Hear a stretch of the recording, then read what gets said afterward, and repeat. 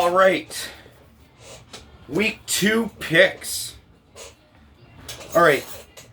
Let's start with my best bets. New England usually struggles in Miami, but I think that team has totally fucking quit. They do not want to play in that city anymore, and I think New England finally goes in there, and I know it's a 19-point spread, and I can't remember ever fucking betting on the favorite on a 19 spread. Fuck, I usually don't bet the favorite if the spread is over 12. Very rarely will I do that. Although this, like week 2 of this season, I think there's just a couple matchups that maybe call for that. New England being one of them. I think New England just dominates. I don't give a fuck about the Antonio Brown situation. I don't give a fuck about them trading Demaryius Thomas. Bill Belichick is one of the smartest fucking coaches I have ever seen in my life. I'm trying to think of all sports. That's why I'm pausing so much. I'm trying to think as I go because I didn't pre-plan this shit at all. Well, here's my notes. This is what I have written down, so you can see what prep I do. So when I glance down, I'm just basically checking to make sure I get the spreads right, or maybe 1 or 2 key points I've made on each game, and that's about it, really. But New England, I like them to roll a lot. They just continue to dominate this division year after year. The Bills might be able to scare them a little. I kind of edging towards the Bills having a winning season this year. Their defense looked really good, holding Lev Bell, even though I don't think he was used properly by the Jets. Anyways, I think the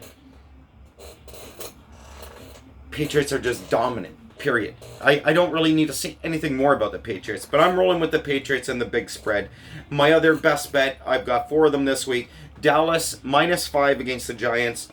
Spread the offense around Dallas. Just keep doing what you did against the Giants last week, and it'll work. You're heading into Washington. Washington, they need to be able to stop the run, and they need to be able to run the ball, and I'm not so sure they can do either of them. And they lost another player. Goose went out. I hope I'm pronouncing his name right. Their lead back. So Washington, I don't think it looks good for you this year, all in all. Dallas should be able to dominate. Zeke should be able to have a good day. Cooper should be able to have a good day. Dak Prescott should be able to have another good day. I don't see Washington being able to stack the box, stop Zeke, and Prescott not be able to find the open man. I don't think they'll be able to get through that O-line to touch Dak Prescott. Hopefully more than one fucking pressure the Giants got, but I don't think it'll be too much. It'll be minimal. They might get a sack or something on a play that Dak's trying to extend or something. I love the Cowboys to cover this spread this week. And another NFC team I love to cover the spread is the Eagles in Atlanta. Atlanta, wow, man. You got to protect your quarterback. It doesn't matter who's standing back there. If you can't protect your fucking quarterback like the Falcons failed to do last week, it's jam done. I expect Philly's D to have a big day this week. I expect them to take care of business. It's only 1.5 points on the road. I know Atlanta and them usually have tight games. They flip-flop on who wins. I just don't like what I saw out of Atlanta in week 1, and I'm basing it off the second half of what I seen. Basically goes back to my other video where I'm talking about how the teams that didn't play their starters in the preseason or their star players in the preseason, the first 3 quarters of them week 1 games looked like their preseason games. Basically, they're getting into their groove. The body's getting used to taking the hits again because they probably didn't really take any hits in the fucking off season. So they're just going through the motions, getting into a rhythm, getting into a groove. And you'll see the top teams really rise to the crop in the next couple of weeks. My 4th and final best bet, I love the Vikings. Green Bay, their defense really impressed me. I was hoping it would be good this year because I love when the Packers are relevant. I love when that whole division kind of, the NFC North is good, the NFC East is good because there's so many good teams, so many traditional rivalries in English that go through them 2 divisions. How much of that was the Packers D and how much of that was Mitch Trubisky and the Bears offense being what seemed to be inept, but also the Packers seemed to scheme well. So I'm having trouble really deciding where I want to go on that. Minnesota, Kirk Cousins was 10 passing attempts. He completed 8 of them though, so that's 80%. So if you just look at stats and shit, you'll see his 80% completion percentage jump off the page at you. He needs to throw a little more against Green Bay. Division rivalries, these 2 teams always seem to battle it out. So I'm going with the point. I'm taking the point. Or I'm going to take the 3 points I get with Minnesota. Green Bay is a 3-point favorite. And I think Minnesota is going to outright win this game. So I'm taking all 4 of my best bets against the spread and straight up. I like them on both forms. And all my spreads and all my numbers are through Bet365. That's the site I gamble with. That's the site I use. I'll run through the rest of my picks quickly here. Carolina -7 over Tampa Bay. I love this. McCaffrey goes off for a big game, I think. Tennessee -3 over Indy. The Chargers -2.5. We'll get it done in Detroit. Detroit, wow, man. Wow. Wow, you blow that lead and you tie the fucking game. Oh my God. Chargers will take that. Maybe I should have added the Chargers as a good bet, but no. Not doing that. Buffalo -1.5 in New York. They're going to go back-to-back into MetLife Stadium. Or Giants, Jets win that back-to-back weeks. Take it down. Baltimore, another big spread, but I'm rolling with the favorites here. Arizona, they're going to go through their growing pains. Kyler Murray, great fourth quarter comeback, but I don't think he'll be able to make a comeback like that against Baltimore, especially in Baltimore on the road. I'm going to roll with the big points here and take Baltimore -13. Jacksonville +8.5. I think Gardner Minshew showed that he's probably going to be up and down, not really great, but he kept Jacksonville close with Kansas City in that potent offense. So I just think he's going to keep it close. I do expect Houston to win this game, but 8.5 is too big a number for me. So I'm rolling with the Jags on the spread and the Texans straight up. Seattle, I like to cover the spread and win the game straight up. Pittsburgh looked like they could not do a thing. Zero creativity, zero anything on offense.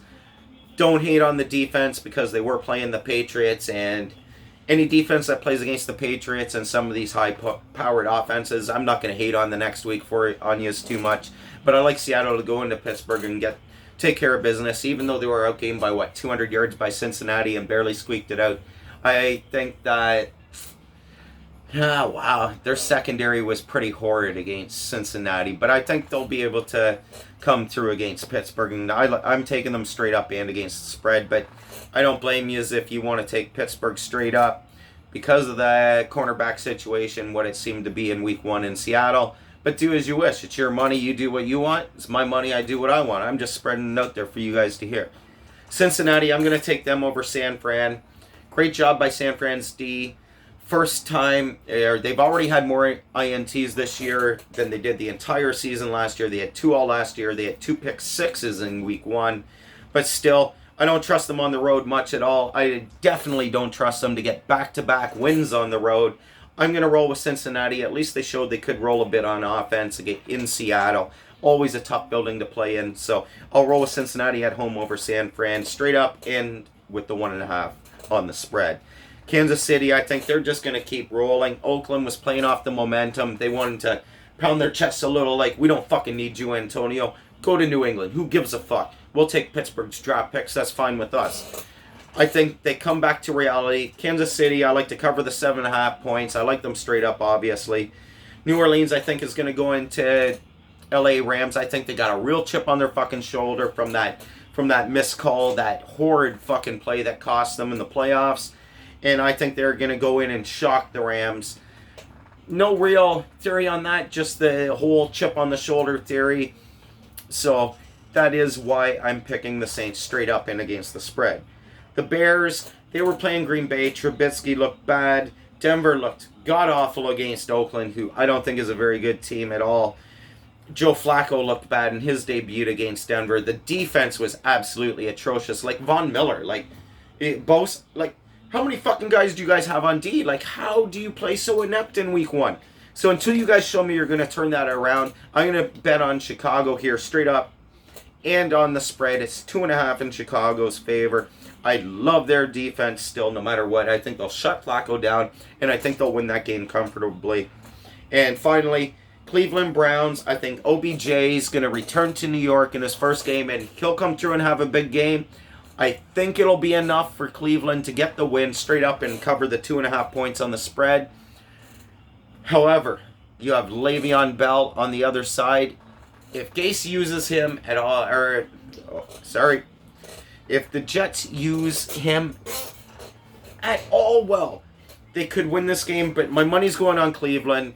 I think Cleveland pulls it out. I think they finally relax a little. They get over them jitters and trying to force issues. I think they'll be a little calmer, and hopefully they're a little calmer so they can turn their season around quickly, or just not let it fall apart quickly is more key to me. So Cleveland straight up and against the spread. And those are my week 2 picks. I hope they go better than fucking week 1 did. Anyways, peace.